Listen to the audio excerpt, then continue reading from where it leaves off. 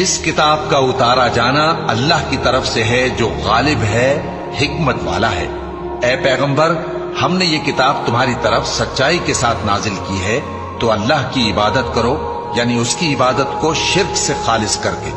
دیکھو، خالص عبادت اللہ ہی کے لیے زیبا ہے، اور جن لوگوں نے اس کے سوا اور دوست بنائے ہیں وہ کہتے ہیں کہ ہم ان کو اس لیے پوچھتے ہیں کہ وہ ہم کو اللہ کا مقرب بنا دے۔ تو جن باتوں میں یہ اختلاف کرتے ہیں اللہ ان میں ان کا فیصلہ کر دے گا۔ بے شک اللہ اس شخص کو جو جھوٹا ناشکرا ہے ہدایت نہیں دیتا۔ اگر اللہ کسی کو اپنا بیٹا بنانا چاہتا تو اپنی مخلوق میں سے جس کو چاہتا منتخب کر لیتا۔ وہ پاک ہے، وہی ہے اللہ جو اکیلا ہے، بڑا زبردست ہے۔